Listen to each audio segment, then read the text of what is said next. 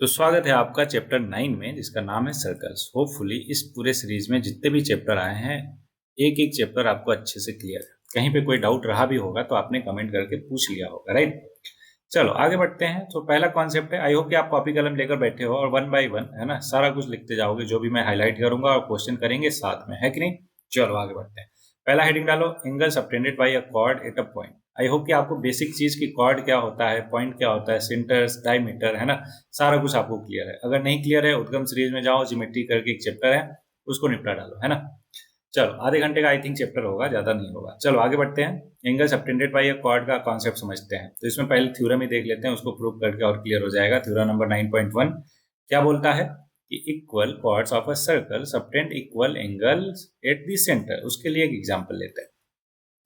ये देखो फिगर 9.4 लिया, इसमें दो इक्वल कॉर्ड ए बी और सी डी लिया, ठीक है।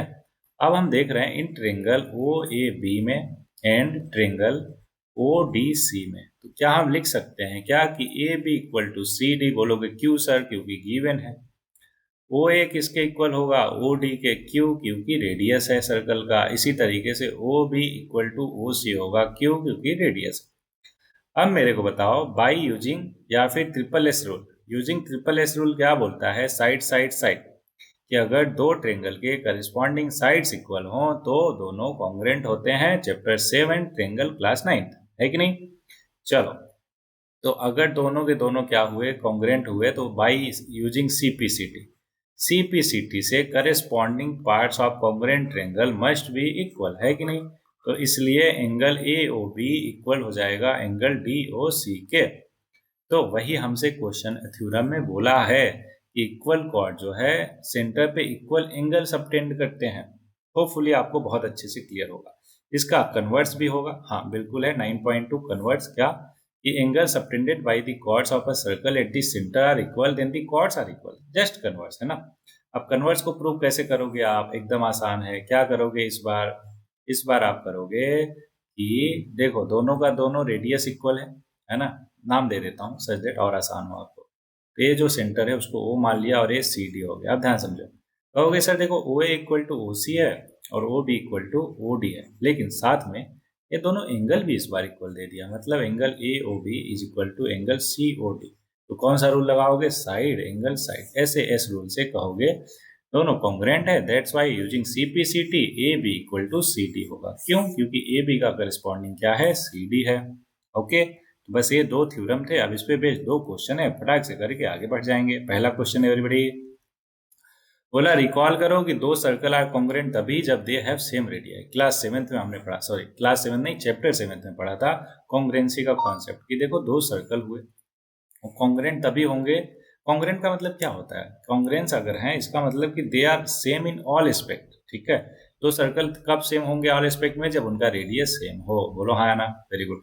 ट्रेंगल कब होंगे? उसके लिए कई सारे रूल पड़े, है ना। क्वाड्रिलेटरल भी अगर कॉन्ग्रेंट है इसका मतलब वो ऑल एस्पेक्ट में सेम टू सेम है। ओके, तो बोला कि दो सर्कल तभी कॉन्ग्रेंट होंगे जब दोनों का रेडियस सेम होगा। तो अब आगे बोल रहा, प्रूव करो कि दो equal chords of congruent circle subtend equal angle at their centre. तो सिंपली हम क्या करेंगे? दो कॉर्ड बना लेंगे दोनों सर्कल में, कॉन्ग्रेंट सर्कल में, ओ ए बी, और यहाँ पे मान लेते हैं ए है ओ डैश सी डी। अब ध्यान से देखिएगा, ओ ए इक्वल क्या हो जाएगा? ओ डैश सी के। ओ बी किसके इक्वल होगा? ओ डैश डी के, है ना। और इक्वल कॉर्ड बोला है क्वेश्चन। ऐसा क्यों हुआ ऊपर वाले दोनों? क्योंकि कॉन्ग्रेंट सर्कल है एवरीबॉडी। कॉन्ग्रेंट सर्कल का मतलब सेम रेडियस, दैट्स वाई। और A B equal to C D, ऐसा क्यों? क्योंकि क्वेश्चन में गिवन है। तो बाई ट्रिपल एस रूल क्या कहेंगे हम? ट्रिपल एस रूल से कहेंगे कि देखो दोनों के दोनों ट्रेंगल कॉन्ग्रेंट हुए, that's why their corresponding part equal होगा। Hence angle A O B equal होगा angle C O dash D पे। क्लियर? Very good. अब अगर पहला वाला क्वेश्चन क्लियर हो गया आपको ना, तो दूसरा और आसान है। बोला prove that if chords of congruent circle subtend equal angle, मतलब इस बार एंगल इक्वल दे दिया और हमें दिखाना है कि A B equal to C D. जो अभी ऊपर किया हमने दोनों थ्योरम को प्रूफ, वही चीज है क्वेश्चन में, है ना। बस एक कॉन्ग्रेंट सर्कल दे दिया और कुछ भी नहीं। आई होप कि आप आराम से कर लोगे। हो ही गया, करना क्या है इसमें, है कि नहीं। चलो आगे बढ़ते हैं। अब बात करते हैं perpendicular from the centre to the chord, है ना। ये देखते हैं क्या होता है। ये रहा थ्योरम आपके सामने। बोला कि perpendicular from the centre of a quad circle to a quad bisect the quad. देखो कितना आसान, यहाँ पे डायरेक्ट डायग्राम बना है, इसी को यूज कर लेंगे, है ना। इसीलिए हाँ, डायरेक्ट ही यूज कर लेते हैं एवरीबॉडी, क्योंकि आपको मालूम है मैं कितना अच्छा डायग्राम बनाता हूँ, है कि नहीं। वेरी गुड, हंसने की जरूरत नहीं, सामने यहाँ फोकस करो। यहाँ पर हमें प्रूव करना है, क्या प्रूव करना है एक बार फिर से पढ़ते हैं कि the perpendicular from the centre of a circle to a quad bisect the quad. हमें ये प्रूव करना है कि A M is equal to M B. ये हम 9.4 नहीं कर रहे, 9.3 को अभी प्रूव कर रहे हैं, 9.4 पे अभी आएंगे, डोंट वरी। तो अगर ये परपेंडिकुलर है तो ये कितना हुआ, 90 डिग्री हुआ, ये भी 90 डिग्री हुआ। तो अब ये दोनों ट्रेंगल ले लेते हैं, इन triangle O M A and triangle O M B. ठीक, दोनों ट्रेंगल ले लिया, वेरी गुड। अब यहाँ पे लिखेंगे, देखो O M equal to O M Q, क्योंकि कॉमन है, और angle O M A is equal to angle O M B. ऐसा क्यों, क्योंकि दोनों 90 है। ऐसा क्यों, क्योंकि ऑलरेडी स्टेटमेंट में बोल रहा है कि ओ एम परपेंडिकुलर है ए बी पे, है ना, गिवन। और ओ A equal to O B, ऐसा क्यों, क्योंकि रेडियस ऑफ सर्कल। तो अब बताओ कौन सी प्रॉपर्टी लग रही, जल्दी बोलो जल्दी बोलो। 21 वाले रूल से, है ना, दोनों के दोनों ट्रेंगल कॉन्ग्रुएंट हुए। वेरी गुड, शाबाश। RHS रूल से, राइट हाइपोटेनियस और साइड, क्योंकि राइट देखो 90 90, hypotenuse O A equal to O B और side O M equal to O M, है ना।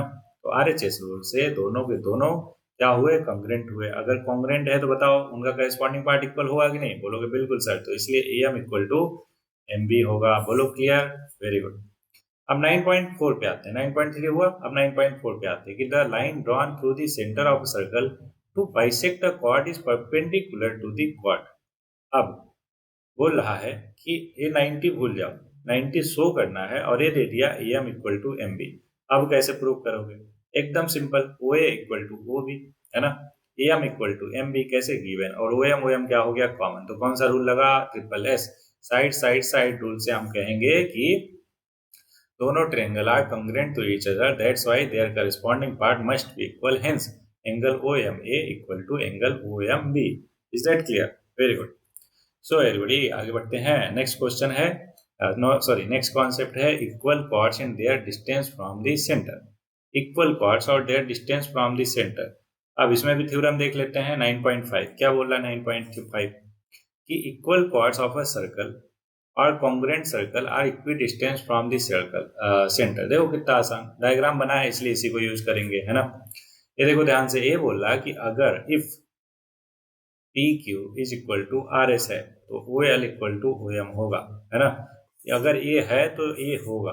अब प्रूफ कैसे करोगे, आराम से कर लोगे क्या, कैसे, इसको इससे मिला दो, है ना, और इसको इससे मिला दो। अब देखो दोनों दोनों 90 90 है कि नहीं, और O Q O S Q, क्योंकि दोनों क्या है, दोनों क्या है, अरे दोनों रेडियस है, और क्या। अब तीसरा चीज, L Q equal to M S होगा कि नहीं होगा, बोलोगे सर कैसे होगा, मेरे को तो नहीं पता चल रहा, तो एक बात बताओ मेरे को, पी क्यू एस आर के इक्वल होगा कि नहीं, बोलोगे बिल्कुल सर, कैसे, क्वेश्चन में गिवन ही है कि इक्वल कॉर्ड है। इन दोनों का आधा कर दो जरा, आधा करोगे तो एल क्यू हो जाएगा। क्यों, क्योंकि अभी ऊपर वाले थ्योरम से देखा कि अगर सेंटर से हम परपेंडिकुलर डालें किस पे, कॉर्ड पे, तो उसको बाइसेक्ट करता है, तो एल क्यू हो गया, और इधर क्या हो जाएगा, एम एस। तो इसलिए दोनों इक्वल हुआ, बोलो हाँ ना। तो अब तीनों साइड करेस्पॉन्डिंग साइड एक दूसरे के इक्वल है, तो बाई ट्रिपल एस रूल से हम कह सकते हैं, सॉरी, तीनों साइड कहाँ से इक्वल हुए, RHS हुआ ना, एक साइड एक हाइपोटेनियस और एक 90 डिग्री, है ना। तो RHS रूल, सॉरी माफ कीजिए, RHS रूल से हम कहेंगे कि दोनों के दोनों क्या है, congruent to each other, that's why their corresponding part must be equal, so OL equal to OM, CPCT से। आई होप कि आपको बहुत अच्छे से होगा क्लियर। 9.6 थ्योरम क्या बोलता है, chords equidistant from the center of a circle are equal in length, just reciprocal, मतलब converse theorem of 9.5। I hope कि उसको भी आसानी से प्रूव कर लोगे आप, है ना। चलो आगे बढ़ते हैं। ये सारे एग्जाम्पल, एक ही एग्जाम्पल है, सारे कहाँ है ना, तो आई होप कि इसको आप कर लोगे। अपन आ जाते हैं किस पे, एक्सरसाइज पे। तो ये रहा पहला क्वेश्चन आपके सामने, कैसे करें, करते हैं, पहले पढ़ते हैं फिर करेंगे, है ना। दो सर्कल हैं, रेडियस 5 है और 3 है, intersected 2 point and the distance between their centre is 4। अच्छा 5 4 3, ये तो बन गया क्या, याद कीजिए, इसको बोला था ट्रिपलेट, है ना, ट्रिपलेट बन गया। Find the length of the common chord, ठीक है, पहले तो बना लेते हैं, दोनों के दोनों सर्कल। आई नो कि ये ड्रॉ करने में मैं थोड़ा सा खराब हूँ, लेकिन फिर भी आप थोड़ा सा ध्यान दीजिएगा। ये हो गया दो सर्कल, ठीक है। अब इन दोनों को मिला दिया, ये हो गया कॉमन कॉर्ड एवरीबॉडी। अब ध्यान देखिएगा, ये हो गया पहले वाले सर्कल का सेंटर ए, ये हो गया दूसरे वाले सर्कल का सेंटर बी, है ना। अब ध्यान दीजिएगा, और एक कॉमन कॉर्ड इनका सी डी हो गया। अब एक का रेडियस है 3, बताइए जो छोटा वाला सर्कल है ना उसका रेडियस है 3 और दोनों के सेंटर के बीच का डिस्टेंस है 4 और बड़े वाले सर्कल का रेडियस है 5। अब ध्यान से देखो, 3 4 5 ये 90 डिग्री बना रहा है ना, क्यों? क्योंकि ये ट्रिपलेट है कि नहीं। 5 का स्क्वायर माइनस 4 का स्क्वायर इक्वल टू 3 का स्क्वायर, बोलो हाँ ना। तो अगर ए सी 3 है, हमारा कॉमन कॉर्ड क्या है? C D. तो ए सी कितना है? 3 है, तो ट्वाइस ऑफ ए सी ही होगा हमारा सी डी, बोलो हाँ ना। तो 3 इंटू 3 करोगे तो क्या आ जाएगा? 6, सॉरी 3 इंटू 2 करोगे तो 6 सेंटीमीटर आ जाएगा। तो जो कॉमन कॉर्ड है हमारा ना, उसका डिस्टेंस, उसकी वैल्यू कितनी आ जाएगी? 6 सेंटीमीटर आ जाएगी। कैसे हुआ? आई होप कि आपको बहुत अच्छे से डायग्राम से क्लियर है, बोलो हाँ ना। Very good. क्वेश्चन नंबर दूसरा बोला कि अगर दो इक्वल कॉर्ड्स, पहले इसको मिटा देते हैं फिर आगे बढ़ते हैं, और ये सारा कुछ जब मैं करवाता जा रहा हूँ, जो बोलता जा रहा हूँ और लिखता जा रहा हूँ, दोनों आपको फॉलो करना है और एक प्रॉपर सिस्टमेटिक वे में अपने आंसर को प्रेजेंट करना है, ठीक है। अदरवाइज स्कूल वाले मास्टर, ट्यूशन वाले मास्टर बोलेंगे आपको कहाँ से पढ़ के आया हो, कौन सा टीचर पढ़ाया है ना। तो इसलिए एक सिस्टमेटिक वे फॉलो करना है, कल को मेरी बेइज्जती नहीं करवानी है आपको, है कि नहीं। चल दूसरा क्वेश्चन बोला, if two equal chords of a circle intersect within the circle, ठीक है, prove that segment of one chord are equal to the corresponding segment of the other chord। Okay, ये देखो क्या बोल रहा है, ध्यान समझिएगा। एक सर्कल है और दो इक्वल कॉर्ड है, मान लेते हैं। अरे यहाँ पे बनाने पर थोड़ा सा कंफ्यूजन बढ़ जाएगा, है ना। थोड़ा सा जगह देखते हैं खाली, हाँ यहाँ पे है, ठीक है, यहाँ पे बनाते हैं एवरीबॉडी, ध्यान दीजिएगा। बोला एक सर्कल लिया हमने, उसके दो इक्वल कॉर्ड बनाए, एक ए कॉर्ड बनाया, एक ए कॉर्ड बनाया, ठीक है। इसका नाम दिया ए बी, इसका नाम दिया सी डी, ठीक है। इक्वल कॉर्ड है, ध्यान दीजिएगा। अब इसको हमने मिला दिया, ठीक, इसका नाम दिया ओ, मिला दिया, मिला देते हैं, ठीक है, कोई दिक्कत नहीं। तो हमें प्रूव करना है कि ये मान लो ए बी सी डी ई हो गया, हमें प्रूव करना है कि ई सी इक्वल टू ई बी होगा, ठीक है। कैसे प्रूव करें ये भी देखना है ना। तो प्रूव करते हैं एवरीबॉडी, 1 मिनट दीजिए बस, सोचते हैं, थोड़ा सा सोचो, आप भी सोचो। पहले इसको तो हटा देते हैं, थोड़ा सा क्लैरिटी रहे हमारे दिमाग में, है ना। इसको हटा देते हैं, इसको भी हटा ही देते हैं, ठीक है। दोनों कॉर्ड ही बस दिखने चाहिए, ओके। चलो अब क्या है कि ओ से, अच्छा यहाँ पे भी थोड़ा सा बच गया, इसको भी मिटा देते ना, हाँ वेरी गुड। अब हमें दिखाना है C E equal to E D, C E equal to E D, sorry C E equal to E B दिखाना है। सी मतलब करेस्पॉन्डिंग सेगमेंट जो है इक्वल होने चाहिए। अब कैसे दिखाएंगे एवरीबॉडी, ध्यान दीजिएगा। एक काम करते हैं, सेंटर से दोनों पे परपेंडिकुलर डाल देते हैं ना। तो ए बी पे परपेंडिकुलर डाला, उसका नाम दिया एम, और सी डी पे परपेंडिकुलर डाला, उसका नाम दिया एन, ठीक है। ओके, अब उसके बाद क्या किया हमने, क्या किया कि ओ को ई से मिला दिया जाए। चलो ठीक है, मिला दिया। अब ध्यान से समझो कि in triangle O M E and triangle O N E में देखते हैं, ठीक है। ध्यान रखिएगा परपेंडिकुलर डाला है तो ये दोनों एंगल कितने हैं? 90 90। तो यहाँ पे हम लिखेंगे कि O N equal to O M होगा। ऐसा क्यों? क्योंकि आप कहोगे कि सर देखो A B equal to C D question में गिवन है, और थ्योरम के अकॉर्डिंग अगर कॉर्ड इक्वल हैं तो सेंटर से उन पे परपेंडिकुलर डाला गया भी इक्वल होगा, बोलो है ना। उसको लिख देना आप ब्रैकेट में अच्छे से। ओ एम ओ एन के इक्वल हो गया, और angle O N E equal to हुआ एंगल ओ एम ई, कितना कितना? 90 90। और ओ ई इक्वल टू क्या हो जाएगा? ओ ई, क्यों? क्योंकि ये है कॉमन। तो आर एच एस से किससे? आर एच एस से आप कह सकते हो क्या कि सर एम ई जो होगा वही एन ई होगा, बोलो हाँ ना। Very good. एम ई अगर एन ई के इक्वल होगा, अब ध्यान समझिएगा, दोनों तरफ हम प्लस कर देते हैं। एम ई और एन ई में क्या पता है? N D. ऐसा क्यों प्लस करते हैं अभी मैं समझाता हूँ, डोंट वरी। अगर एन डी दोनों में हमने प्लस किया, क्या किया? प्लस किया। अब मेरे को बताओ ध्यान से कि क्या एन डी को मैं एम ए लिख सकता हूँ क्या? कहोगे सर बिल्कुल, क्यों लिख सकते हो आप? क्योंकि ये दोनों इक्वल है। इक्वल कैसे हैं? अरे कॉर्ड है तो कॉर्ड का आधा करोगे तो आधा पार्ट तो दोनों का इक्वल होगा। अरे देखो ऐसे, A B equal to C D है, दोनों का आधा करो जरा, दोनों का आधा करोगे तो ए बी का आधा ए एम हो जाएगा, सी डी का आधा एन डी हो जाएगा, बोलो हाँ ना, इसलिए मैंने इक्वल लिखा दोनों को। ठीक है, अब यहाँ पे दोनों को जोड़ दो तो ये क्या बन गया ई, और इधर क्या बन गया ई डी। तो करस्पॉन्डिंग पार्ट इक्वल हुआ कि नहीं हुआ, बिल्कुल हो गया। तो अगर ए इक्वल है ई डी के तो इसलिए हेंस सी ई बी इक्वल होगा किसके, ई बी के। तो जो हमें प्रूव करना था करस्पॉन्डिंग पार्ट किसका, कॉर्ड का, वो हमने प्रूव कर दिया। होपफुली आपको बहुत अच्छे से होगा क्लियर। वेरी गुड, आगे बढ़ते हैं एवरीबॉडी। क्वेश्चन नंबर तीसरे पे आते हैं। बोला two equal chords of a circle intersect within the circle, prove that the line joining the point of intersection to the centre makes equal angle with the chord. देखो कितना आसान है ना। ये बोला ये जो लाइन ज्वाइनिंग द इंटरसेक्शन वो ही जो है इक्वल एंगल बनाता है किसके साथ, कॉर्ड के साथ। तो अभी हमने प्रूव किया कि दोनों के दोनों क्या होंगे, कॉन्ग्रेंट होंगे। दैट्स वाई ये वाला angle, angle M O E equal होगा एंगल एन ओ ई के। क्यों, क्योंकि corresponding part of congruent triangle equal होते हैं। और यही प्रूव करने को उसने बोला था थर्ड वाले क्वेश्चन में। देखो यहाँ से ये भी प्रूव हो गया है कि नहीं, कितना आसान। Very good. चौथा question, if a line intersect two concentric circle.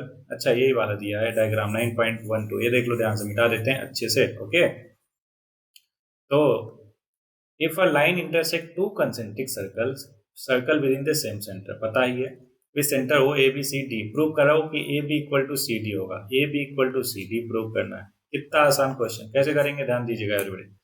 क्या हम इसमें ऐसा लिख सकते हैं क्या कि अगर इसको परपेंडिकुलर डाला और इसको एम बोला, क्या बोला, एम बोला।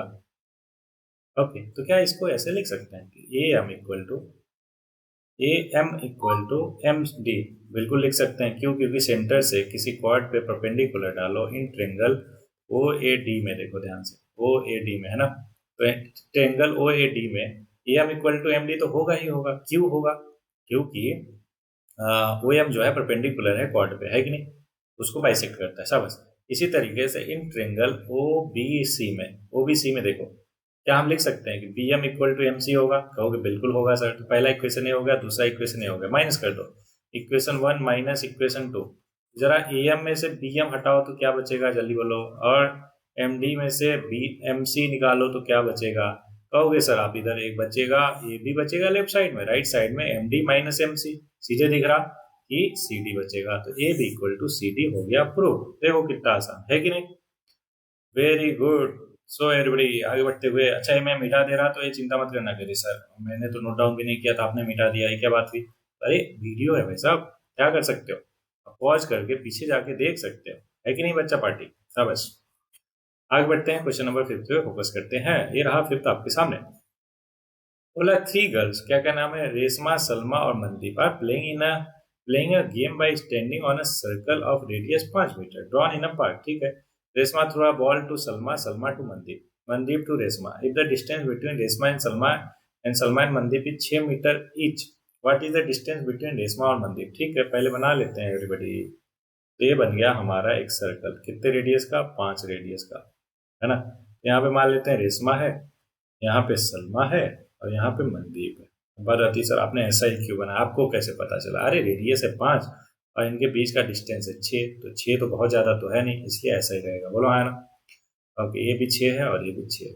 ध्यान दीजिएगा, हमें आर और एम के बीच का डिस्टेंस चाहिए। क्या चाहिए हमें, आर और एम के बीच का डिस्टेंस। कैसे निकालेंगे, ध्यान दीजिएगा। आर और एम के बीच का डिस्टेंस चाहिए। ये 5 है और ये 6 है, तो इसका जरा आधा करो।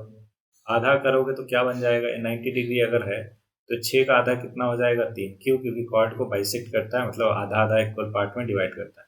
ये मान लेते हैं पॉइंट एम है, तो आर एम कितना हो गया, 3, और ओ आर कितना हुआ, 5। तो ओ आर और ओ एम कितना हुआ, 5, और सॉरी ओ आर कितना हुआ, इन ट्रेंगल लिख ही देता हूँ, in triangle O M R, जो कि एक 90 डिग्री ट्रेंगल है, राइट। क्यों, क्योंकि एंगल एम जो है कितना है, 90 डिग्री। क्यों, क्योंकि सेंटर से परपेंडिकुलर डाला है, बोलो हाँ ना। Very good. तो क्या इसको ऐसे लिख सकते हैं क्या कि ओ आर का square equal to O M का स्क्वायर प्लस एम आर का स्क्वायर। कैसे, अरे पाइथागोरस थ्योरम। और कैसे, तो ये 5 का स्क्वायर इक्वल टू 3 का स्क्वायर प्लस एम आर का स्क्वायर। सो एवरीबॉडी यहाँ से सॉल्व करने पे एम आर की वैल्यू आ जाएगी, 5 का स्क्वायर 25, वहां से 9 हो गया, 16 का स्क्वायर रूट 4 मीटर। तो ओ एम आ गया हमारा 4 मीटर। अब ध्यान दीजिएगा, है ना, अच्छे से। क्या हम इसको ऐसे दिखा सकते हैं कि sir area of area of triangle O R S क्या हो जाएगा, हाफ बेस, बेस कितना है आर एस इंटू हाइट कितना ओ एम, है ना, और ये इक्वल हो जाएगा हाफ ऑफ बेस कितना ओ एस इंटू हाइट कितना आर, और ये वाले पॉइंट को हम थोड़ी देर के लिए P Q R S M N, N नहीं है ना कहीं पे, नहीं दिख रहा तो एन कर देते हैं, ठीक है, तो आर एन हो गया। अब यहाँ से सारी वैल्यू रख सकते हैं क्या, रख दो बिल्कुल। तो ये देखो हाफ से हाफ गया और आर एस कितना है, अच्छा इस पूरे को यहाँ पे लिख देता हूँ सो दैट कंफ्यूजन ना रहे। आर एस बताओ कितना है 6 इंटू ओ एम कितना है अभी निकाला 4 इक्वल टू, यहाँ पे ओ एस कितना है everybody, radius of circle 5 into R M कितना है, आर एन कितना है नहीं पता, निकाल लेते हैं। सो एवरीबॉडी यहाँ से आर एन आ गया 624/5 जो कि होता है 4.8 मीटर। आर एन कितना आ गया 4.8, तो एन एन एम कितना होगा, देखो आर एन आया हमारा 4.8 मीटर, तो एन एन एम कितना हो जाएगा, वो भी 4.8 ही होगा, बोलो हाँ ना, क्यों, क्योंकि सर्कल से सेंटर से ओ एन जो है परपेंडिकुलर है आर एम पे, दैट्स वाई इक्वल पार्ट में डिवाइड करेगा, एन एम भी हो गया, दोनों को प्लस कर दो तो आर एम मतलब रेशमा और मंदिर के बीच का डिस्टेंस जो हो जाएगा 4.8 प्लस 4.8 मतलब 4.8 इंटू 2 कितना हो जाएगा 9.6 मीटर, ये हो जाएगा आंसर। आई होप कि आपको बहुत अच्छे से होगा क्लियर, ठीक है। चलो नेक्स्ट क्वेश्चन पे बढ़ते हैं जो कि है लास्ट क्वेश्चन, क्वेश्चन नंबर 6, ये रहा आपके सामने, ठीक है। क्वेश्चन नंबर 6, 1 मिनट मिटाने में थोड़ा सा टाइम लगता है, होपफुली आप बहुत ही अच्छे से स्टेप बाय स्टेप जितने भी क्वेश्चन में करवाया जा रहा है उसको करते जा रहे हो और समझते भी जा रहे हो, ऐसा नहीं कि बस छापे जा रहे हो, है ना, क्यों, क्योंकि छापने लायक मैं पूरा काम ही नहीं कर रहा आपको, है ना, कुछ चीज़ें मैं बोल रहा हूँ और कुछ चीज़ें लिख रहा हूँ, सच दैट आपको दोनों को फॉलो करके पूरा का पूरा चैप्टर कंप्लीट करना पड़े, है कि नहीं, अदरवाइज जैसा स्कूल में बोर्ड पे लिखवा देते हैं, है ना, वैसे ही छाप लोगे तो क्या ही मतलब रह जाएगा, अपना दिमाग तो इस्तेमाल ही नहीं होगा, है कि नहीं। देखो कितना अच्छा है, मिटाते मिटाते 2-4 बातें भी हो जाती है आपसे, है कि नहीं। चलो next question, that is question number 6, कैसे करेंगे ध्यान दीजिएगा। A circular park of radius 20 metre, ठीक है, एक सर्कुलर पार्क है जिसका रेडियस है 20 metre, is situated in a colony, 3 boys Ankur Syed और David are sitting at equal distance on its boundary, each having a toy telephone in his hand to talk each other, find the length of the string of each phone, ठीक है। तो एक काम करते हैं, कहीं पे जगह दिख रहा खाली, क्योंकि ऊपर तो अपन ने लिख दिया, मिटाने में टाइम लगेगा, चलो यहीं पे कर लेते हैं, ठीक है एवरीबॉडी। क्वेश्चन में समझ गया, आप भी समझो, बोला एक सर्कल है, सॉरी एक जो है सर्कुलर पार्क है किसी कॉलोनी में जिसमें 3 लोग हैं जिनका नाम है अंकुर सैयद और डेविड, ठीक है। ये हो गए मान लेते हैं अंकुर, यहाँ पे हो गए सैयद, यहाँ पे हो गए डेविड। अभी बोल रहा है कि तीनों के तीनों इक्वल डिस्टेंस पे बैठे हैं एक दूसरे से, है ना, इक्वल डिस्टेंस, ठीक है, इक्वल डिस्टेंस पे बैठे हैं एक दूसरे से। ये जो रेडियस है ना इस सर्कल का वो है 20, तो ये मान लेते हैं सेंटर है ओ, और ये कितना हुआ 20, ये भी कितना हुआ 20, और ये भी कितना हुआ 20, तो मान लेते हैं तीनों का साइड जो है एक्स है, क्या है एक्स है, तो हमसे एक्स ही पूछ रहा कि एक्स कितना होगा, है ना। क्या कर सकते हो आप, जल्दी बताओ क्या ही करोगे, क्या परपेंडिकुलर डाल दिया जाएगा इस पे, हाँ तीनों पे परपेंडिकुलर डाल के एम एन आर कर देते हैं, क्योंकि हाँ ए डी एस लिया तो एम एन आर कर देते हैं तीनों पे परपेंडिकुलर डाल के। अब ध्यान दीजिएगा, परपेंडिकुलर डाला पूरा एक्स था तो ये क्या हो जाएगा x/2 हो जाएगा, सारे के सारे x/2 हो जाएंगे, बोलो हाँ ना, हो गया x/2। अब ध्यान से समझिएगा, तीनों का एरिया निकाल लेते हैं, समझो ध्यान से, area of triangle A S D क्या हो जाएगा, ये हो जाएगा area of triangle O S D plus area of triangle O A D plus area of triangle O A S, बोलो हो जाएगा कि नहीं, बिल्कुल हो जाएगा सबस। अब क्या करेंगे, है ना, 1 मिनट बस, एरिया पी एच डी तो आराम से निकाल लोगे, क्या हो जाएगा √3/4 साइड स्क्वायर, क्यों, क्योंकि इक्विलेटरल ट्रेंगल है, बोलो आया ना, तो उसका एरिया क्या होता है √3/4 इंटू साइड का square equal to area of O S D. O S D ध्यान से देखो, ओ एस डी के लिए ए परपेंडिकुलर हमें चाहिए, क्योंकि बेस तो एक्स पता है, तो आप परपेंडिकुलर निकाल लोगे क्या आराम से, बिल्कुल, कैसे, क्या ओ आर जो है ऐसा कुछ नहीं होगा क्या, 20 का स्क्वायर माइनस x/2 का होल स्क्वायर, क्यों, पाइथागोरस लगा के, है ना। तो ये हो जाएगा एवरीबॉडी हाफ बेस कितना है x इंटू हाइट, हाइट कितना हो जाएगा 400 माइनस x बाई 2 का whole square X square by 4। अच्छा एक बात बताओ, जो ओ एस डी का एरिया होगा क्या वही एरिया ओ ए डी और ओ ए एस का होगा क्या? बोलोगे हाँ सर बिल्कुल होगा। क्यों? क्योंकि सबके सब मतलब कि सेम ही ट्रेंगल है कि नहीं? ओके, तो इसलिए क्या हो जाएगा, इसको 3 से मल्टीप्लाई कर दो। कर दिया? Very good. अब इसको सिंप्लीफाई कर लो एवरीबॉडी, आंसर आ गया आपका। कैसे सिंप्लीफाई करोगे ध्यान दीजिएगा। सिंप्लीफाई करने के लिए पहले पहले जो कट कुट हो रहा है उसको कर देते हैं। देखो एक एक से एक एक्स गया, 2 से ये 2 गया, कितना बचा ध्यान दीजिएगा, ए बचा √3, एक एक्स अपॉन 2, और इधर क्या बचा, रूट में अंदर बचा 400 माइनस एक्स स्क्वायर बाई 4, और बाहर कितना बचा इंटू 3।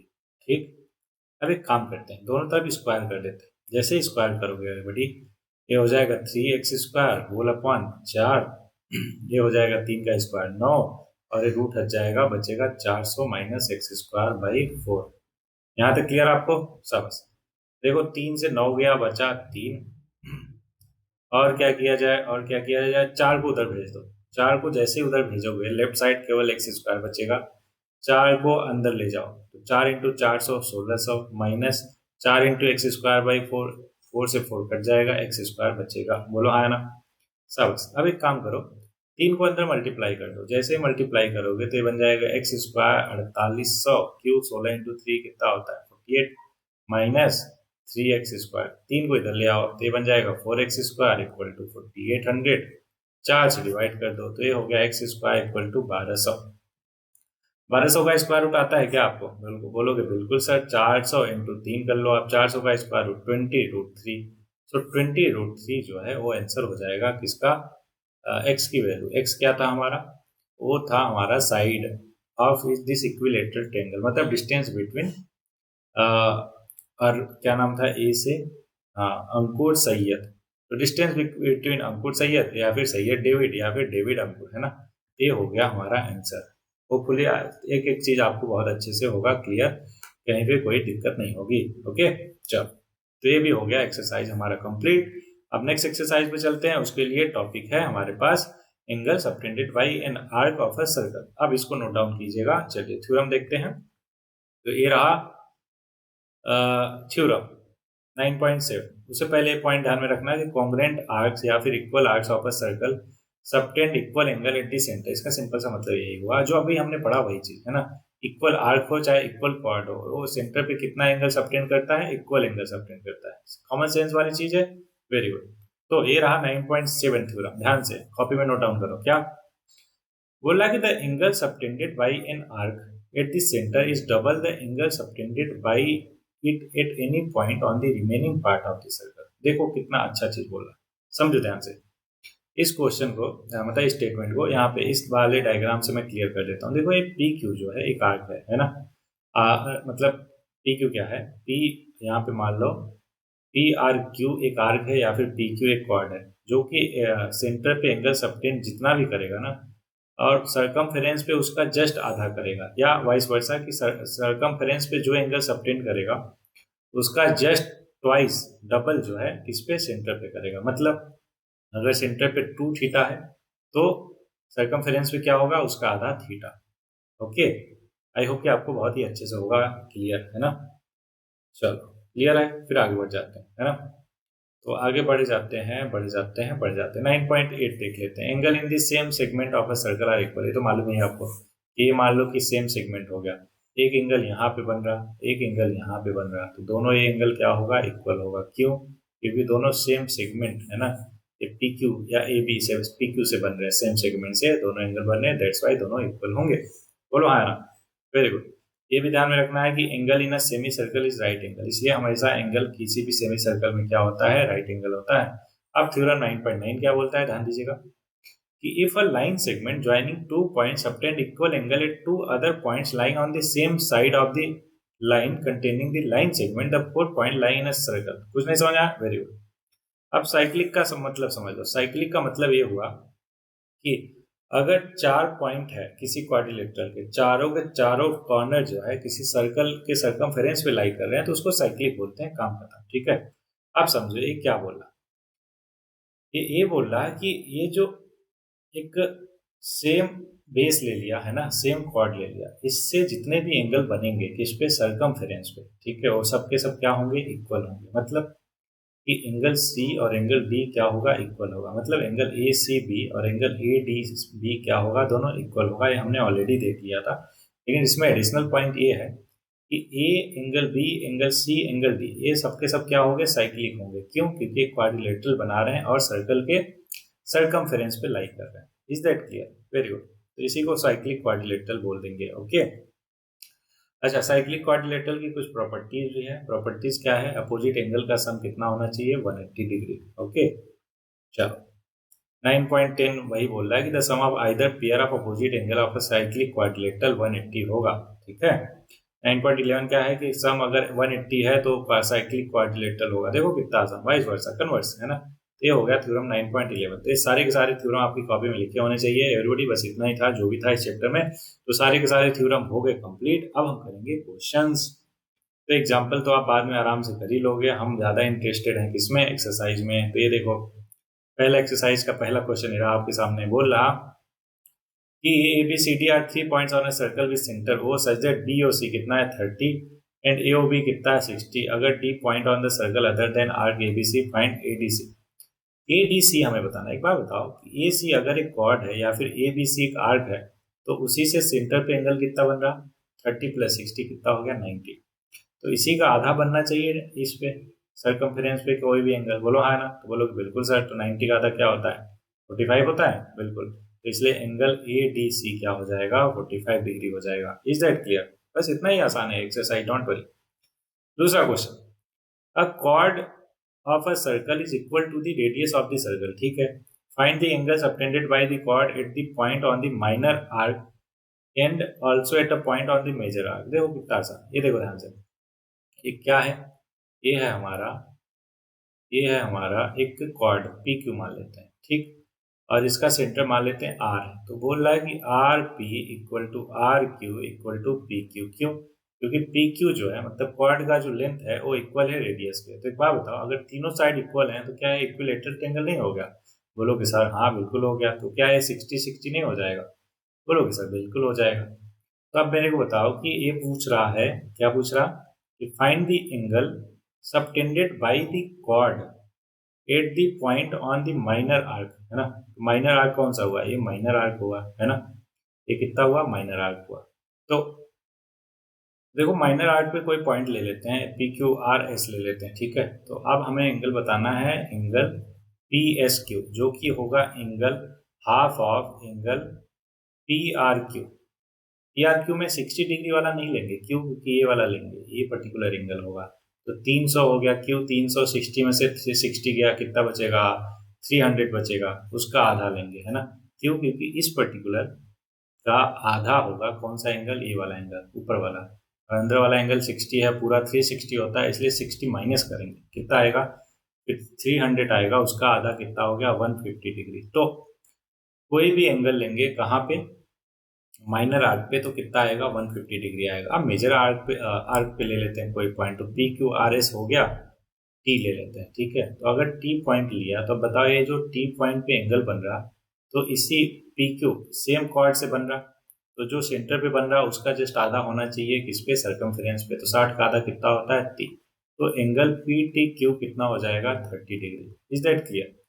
बिल्कुल। Next question, question number 3। बोला PQR 100 है, तो 100 है तो हमें मालूम है कि ये पर्टिकुलर एंगल कितना होगा, जल्दी बोलो, 200 होगा। क्यों? क्योंकि इसका जस्ट डबल अभी ऊपर हमने देखा है ना, कि PRQ जो है 300 था तो उसका आधा हो जाएगा PSQ पे। ठीक है। तो ये अगर ये 200 है बाहर वाला, तो अंदर वाला सोचो कितना हो जाएगा। अंदर वाला कहोगे सर 360 में से 200 माइनस कर दो, 160 आ गया। अगर ये 160 है तो बाकी एंगल ORP, एंगल ORP और एंगल OPR दोनों के दोनों इक्वल होंगे। कितने होंगे, 180 में से 160 माइनस करके जो आए उसका आधा कर लो। तो 20 का आधा करोगे तो आ जाएगा 10 डिग्री। बोलो हाँ ना। ये दोनों एंगल कितने होंगे, 10-10 डिग्री होंगे। हमसे पूछा क्या था, OPR ही पूछा था, हमने बता दिया आसानी से। बोलो हाँ ना। Very good. अगला क्वेश्चन नंबर 4। बोला ABC 69 है। ठीक है। AC भी 31 है। ओके। तो फाइंड करना है BDC। क्या बताना है? BDC। किधर है BDC? ओके, BDC बताना है। एवरीबॉडी ध्यान दीजिएगा, अगर हमें ये वाला एंगल मिल जाए तो दोनों एंगल इक्वल नहीं होंगे। क्यों? क्योंकि सेम आर्क से बन रहे हैं या फिर सेम कॉर्ड से बन रहे, सेम बेस है ना, इसलिए इक्वल होगा। तो ये देखो, ये है 69 और ये है 31। तो इन ट्रेंगल ABC देखो, 69 plus 31 plus angle A equal to 180 नहीं होगा? बोलोगे बिल्कुल होगा सर। तो ये हो जाएगा 6 3 9 1 10, तो 180 माइनस 100 जो कि आ गया 80 डिग्री। अगर एंगल ए 80 डिग्री है तो क्या एंगल डी भी 80 डिग्री नहीं होगा? बिल्कुल। कैसे? थ्योरम मैंने अभी आपको बता दिया कि सेम बेस या सेम कॉर्ड से एंगल बन रहे हैं। पांचवा क्वेश्चन बोल रहा ABCD are 4 point on the circle AC और BD intersect the point E such that DEC 130 है। DEC दिख भी रहा 130 है। साहब अच्छा एक बात बताओ, यहीं पे कर लेते हैं तुरंत की तुरंत। अगर ये 130 है तो ये अंदर वाला एंगल कितना होगा? 50। कैसे पता? क्योंकि BED एक स्ट्रेट लाइन है और ये दोनों लीनियर पेयर है ना। तो अगर 50 है और ये 20 है तो कितना हो जाएगा? ये 110 हो जाएगा क्या? कैसे मालूम? क्योंकि ये ट्रेंगल EDC एक ट्रेंगल है जिसके तीनों एंगल का सम 180 होना चाहिए। क्यों? एंगल सम प्रॉपर्टी यही तो बोलती है। और अगर ये 110 है, कौन सा? BDC, तो क्या BAC भी 110 नहीं होना चाहिए? कहोगे सर बिल्कुल होना चाहिए। क्यों? क्योंकि सेम बेस या सेम कॉर्ड से या सेम आर्क से बने हुए एंगल है दोनों। बोलो हाँ ना। तो BAC ही पूछा था, हमने बता दिया कि 110 होगा। क्वेश्चन नंबर 6 7 8 9 10 11 12, 6 और बचे, नहीं 7 और बचे। आई होप ये आसान वाले में छोड़ ही दूं क्या आपके लिए? चलो आसान वाले में छोड़ देता हूँ आपके लिए, और जो मुश्किल है, डिफिकल्ट है, उसको मैं बता देता हूँ। ठीक है, तो ये 6 7 8 आसान है, इसलिए 9th वाला मैं बता देता हूँ। 9th 10th है ना, ये 9th वाला मुश्किल लग रहा है। एवरीबॉडी ध्यान दीजिएगा, 9th वाला क्या बोला? Two circle intersected 2 point B और C। Okay, through B two line segment ABD, किधर दिख रहा? ABD, हाँ, और PBQ, okay, are drawn to intersect the circle at ADP। किधर है ADP? AD और P, okay. Prove that ACP क्या है? ACP किधर है? ACP, AC और P, एंगल ACP मतलब ये वाला एंगल, ये वाला एंगल इक्वल होगा QCD के। वाह वाह वाह, बढ़िया क्वेश्चन है। एवरीबॉडी ध्यान दीजिएगा, सभी लोग बहुत अच्छे, ध्यान से समझो। इन दोनों को प्रूव कैसे करेंगे हम? थोड़ा सा दिमाग लगाते हैं। अब थोड़े से दिमाग में हो जाएगा, डोंट वरी। तो थोड़ा सा दिमाग कैसे लगा सकते हैं एवरीबॉडी? ओ हो गया खत्म। कैसे? देखो ध्यान से, AP को ज्वाइन कर दो। अब एक बात बताओ मेरे को, क्या ये वाला एंगल अगर X है तो ये वाला भी एंगल X नहीं होगा? बोलोगे कैसे सर? अरे सेम कॉर्ड है, सेम बेस पे दो एंगल बन रहा है ना, तो दोनों एंगल इक्वल होने चाहिए। अगर ये X है तो इसका वर्टिकली अपोजिट ये एंगल हुआ ना, तो ये भी X होगा। अब DQ क्या है? एक सेम बेस है, तो अगर ये X है, कौन सा? QBD अगर X है तो क्या QCD भी X होगा? बोलोगे हाँ सर बिल्कुल। तो देखो यही तो प्रूव करना था हमें। क्या प्रूव करना था? QCD इक्वल टू होगा ACP के। बोलो हाँ है ना, बिल्कुल। और दोनों किसके इक्वल होगा? X। X क्या है? कोई भी पर्टिकुलर एंगल हो सकता है, हमने तो लेट किया था। बोलो हाँ है ना। तो 9th क्वेश्चन इतना आसान था एवरीबॉडी, बस पढ़ने में देखने में इतना डिफिकल्ट लग रहा था। एक बार फिर से समझ लो, AP एक बेस है, तो सेम बेस से दो एंगल अगर बन रहा है तो दोनों इक्वल होने चाहिए। तो ये वाला एंगल ACP और एंगल ABP दोनों इक्वल होने चाहिए। मान लिया दोनों X है। अब अगर ABP एंगल X है तो इसका वर्टिकली अपोजिट एंगल ही हुआ, तो QBD। बोलो हाँ ना, दोनों वर्टिकली अपोजिट ही हुआ ना, तो इसलिए ये भी X हुआ। और अगर QD एक सेम बेस है तो उस पे बने दोनों एंगल मतलब कौन कौन से? QBD जो कि आया X, वही होगा QCD। क्यों?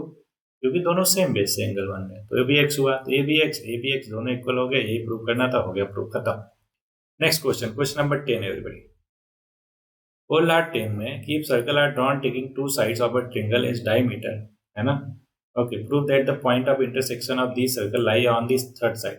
ये क्या बोल रहा है? ध्यान से समझो। बोल रहा है कि एक ट्रायंगल है ना, एक ट्रायंगल है, और to sides of a triangle is diameter. तो एक सर्कल ऐसे बनाया इसको डायमीटर लेट करते हुए, है ना, और एक सर्कल ऐसे बनाया इसको डायमीटर लेट करते हुए।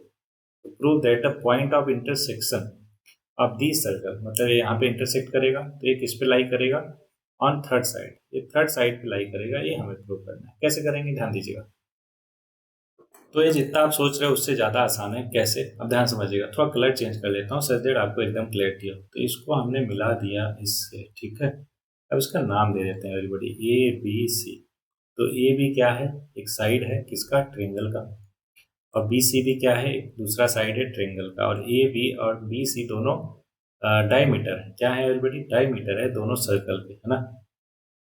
ओके, अब ध्यान से समझिएगा। अगर ये दोनों डायमीटर है सर्कल के, तो मतलब समझो ध्यान से। ऐसा दिख नहीं रहा होगा लेकिन फिर भी, है ना, बढ़िया से डायग्राम बना देते हैं एवरीबॉडी, है कि नहीं। तो क्योंकि लास्ट के कुछ क्वेश्चन है तो अच्छे से समझ लेते हैं ना, किस किस क्यों करना है ना।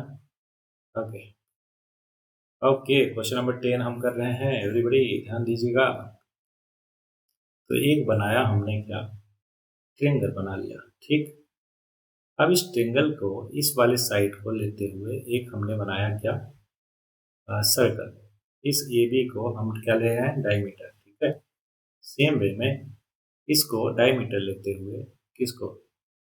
इसको क्या बोलते हैं? ए सी को डायमीटर लेते हुए एक सर्कल और बना दिया। बना दिया, वेरी गुड। अभी जो पॉइंट है इसका नाम दे दिया डी।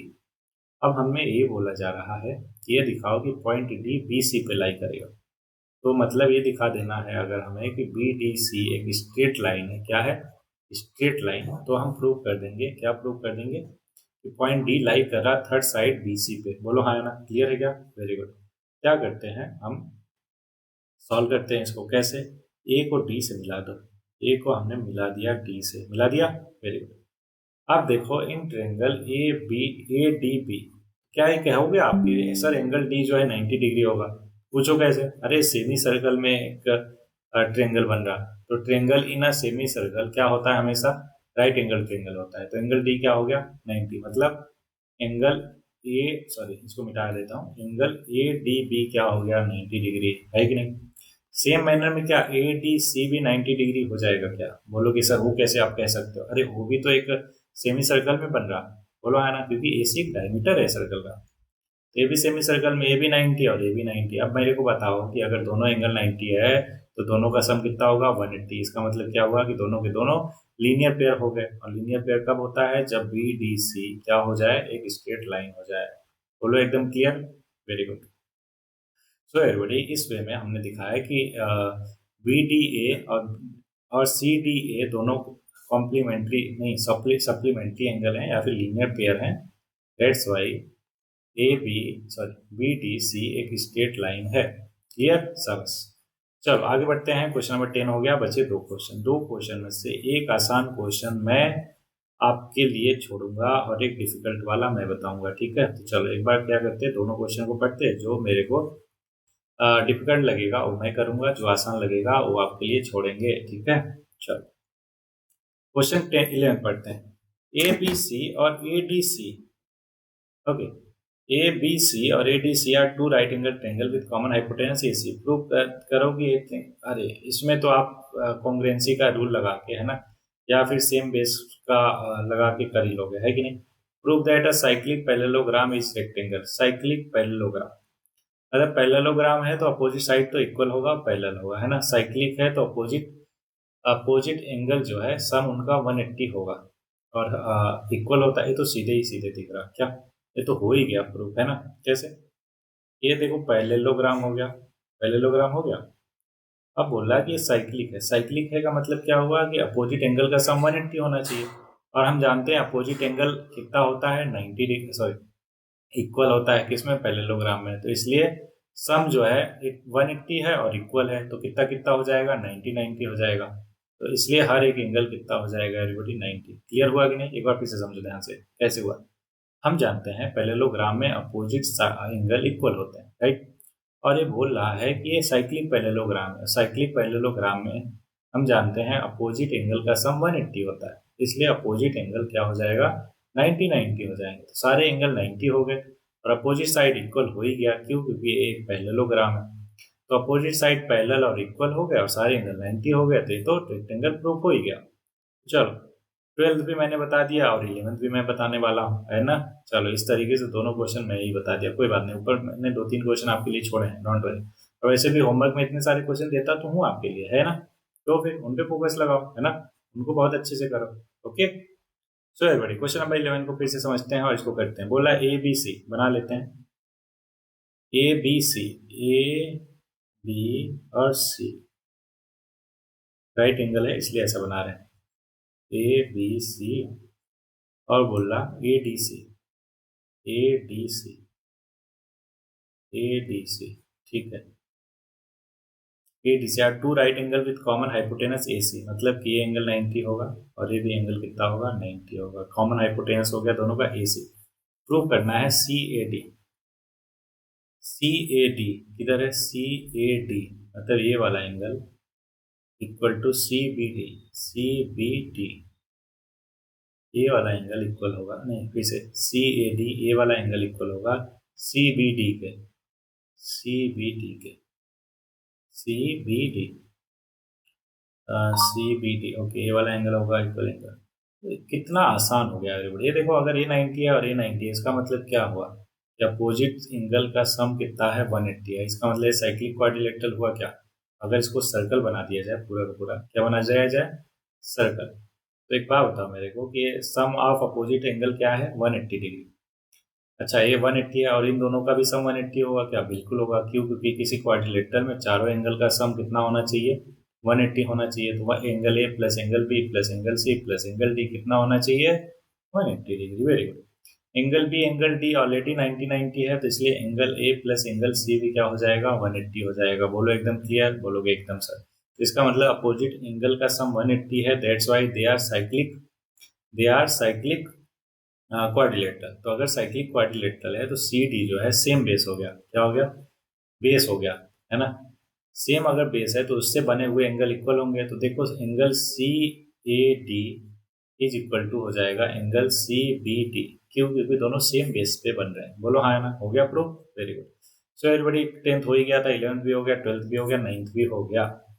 इसमें बचे थे कौन से क्वेश्चन? 6, 7, 8 ये तीनों बचे थे। तो ये तो आसान है, आप कर ही लोगे आराम से। ओके, मुझे भरोसा है आप पर कि आप कर लोगे। सो एवरीबॉडी इस पर्टिकुलर चैप्टर में बस इतने ही क्वेश्चन थे। मज़ेदार चैप्टर था, बढ़िया चैप्टर था। आई होप कि एक एक चीज़ आपको अच्छे से क्लियर हुआ होगा, कहीं पे कोई भी डाउट कहीं परेशानी नहीं रही होगी। अगर होगी भी तो अभी तक आपने कमेंट बॉक्स में कमेंट करके पूछ लिया होगा। तो इस पर्टिकुलर चैप्टर के लिए होमवर्क के लिए पहले एक काम करो, ये पर्टिकुलर समरी अपनी कॉपी में लिखो। ध्यान रहे कि हर चैप्टर में समरी आपको लिखना है, समराइज करना बहुत जरूरी है पूरे चैप्टर को, ठीक है।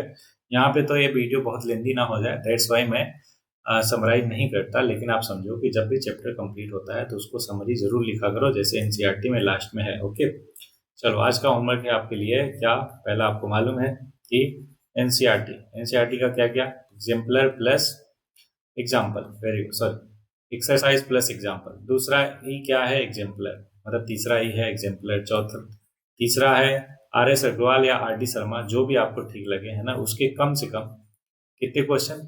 कम से कम 30 क्वेश्चन, ठीक है। अब आगे आपकी श्रद्धा, 30 और क्वालिटी वाले क्वेश्चन होने चाहिए। ये पर्टिकुलर होमवर्क आपको करना है। ये करने के बाद आप लिखो कमेंट बॉक्स में कि done with homework sir. Okay, such that मेरे को पता चले कि आपका, है ना, कितना क्वालिटी लेवल का पढ़ाई हो रहा है। ओके सो एवरीबॉडी इस पर्टिकुलर लेक्चर में बस इतना ही करते हैं। होपफुली एक एक चीज़ आपको अच्छे से क्लियर है। डाउट है तो पूछो ना, किसने मना किया, है ना। चलो तो मिलते हैं किसी नए लेक्चर में, तब तक के लिए पढ़ते रहो, आगे बढ़ते रहो। शाबाश।